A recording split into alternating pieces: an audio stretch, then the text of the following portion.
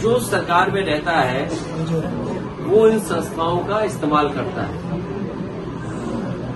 पहले कभी इस्तेमाल हुए होंगी ये संस्थाएं, आज भारतीय जनता पार्टी की सरकार है, लेकिन भारतीय जनता पार्टी ने सब सीमाएं लागू की। वो केवल अपने वोट के लिए, दूसरे लोगों को अपमानित करने के लिए ईडी, सीबीआई, इनकम टैक्स का सहारा ले रहे हैं। हमारी तो मांग ये होगी कि भारतीय जनता पार्टी अगर जीरो टॉलरेंस रखती है करप्शन के लिए, तो अपने नेताओं के, अपने विधायक, अपने लोगों का आकलन करें कि किन किन की संपत्ति बढ़ गई है, और जिन जिन की संपत्ति लगे कि ज्यादा बढ़ गई है तो उनके खिलाफ भी वही कार्रवाई होनी चाहिए जो विपक्ष के खिलाफ कार्रवाई कर रहे हैं। और मैंने कई मौकों पर कहा कि आज जमीनों का काम सबसे ज्यादा कोई कर रहा है तो भारतीय जनता पार्टी के लोग कर रहे हैं। कई शहरों में बड़े बड़े भूमाफिया पैदा किए हैं और भूमि माफियाओं का काम भारतीय जनता पार्टी स्वयं कर रही है। लखनऊ में,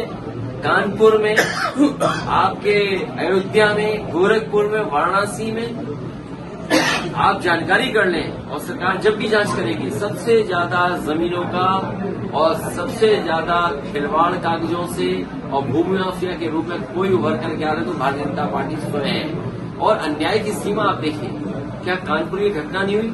एक किसान की जमीन लिखवा ली, 6 करोड़ का चेक दे दिया, बाद में उस गरीब आदमी से चेक वापस दिया, चेक फाड़ दिया, उसे आत्महत्या करनी पड़ी। उसे कौन बचा रहा है? भारतीय जनता पार्टी के नेता बचा रहे हैं। इसी तरह कानपुर में एक व्यापारी को इतना मारा सिख भाई को कि उसकी आंख चली गई। कौन था वो? भारतीय जनता पार्टी का कार्यकर्ता था। इसी तरह और जगह अगर आप देखोगे सबसे ज्यादा अन्याय इनकी सरकार में हो रहा है। आज ही खबर पड़ी है कि कानपुर देहात में भी और कानपुर में 2 पक्ष में झगड़ा हुआ, 2 लोगों की जान चली गई केवल जमीन के विवाद में।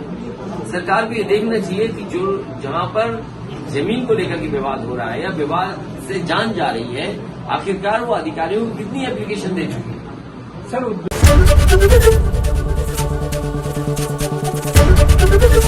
एबीपी गंगा, खबर आपकी, जुबान आपकी।